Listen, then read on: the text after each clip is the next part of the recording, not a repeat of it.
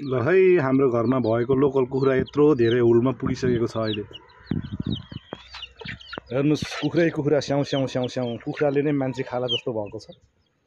अहिले हाम्रो घरमा कुखुरा कति हेर्नुस् साइजको छ, मसिनोदेखि चल्ला गाँडादेखि लिएर सबै कुखुराहरू छ। सबै प्योर लोकल 100% लोकल कुखुरा हो। एकदम भयङ्कर रूपमा चाहिँ दाना खाँदैछ। आहा कस्तो राम्रो लोकल कुखुरा,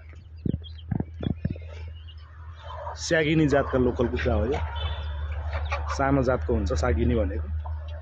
यो चाहिँ अहिलेसम्म कुनै पनि हाइब्रिड कुखुराहरूसँग क्रस नगरिकन 100% लोकल स्यागिनी जातका भाले र 100% स्यागिनी जातका पोथीसँग क्रस गराएर निस्केको यो कुखुरा असाध्यै टेस्टी अनि राम्रो हुने गर्छ। यस यतातिर पनि छ छरेको कुखुरा जब त कति अहिले त कन्ट्रोल गरेर साध्यै छैन। जम्मा एउटामा उसले निकालेको चल्ला यत्रो धेरै, यसमा 17वटा थियो यो ठुलो खालको।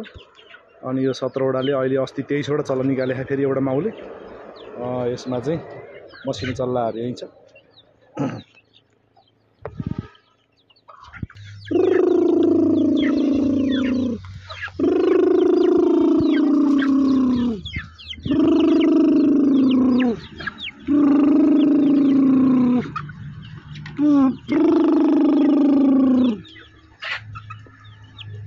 यहाँनिर चाहिँ दानाहरू अलिकति मुसेर भिजाएर यहाँ बाटामा राखिदिएको छ अनि खाँदैछ सबैजनाले एकदम मजाले। यिनीहरूको करिब यो कुखुरा चाहिँ 1.5 महिना जतिको हो। अब 2 महिना जतिमा चाहिँ यिनीहरू बाँच्छ।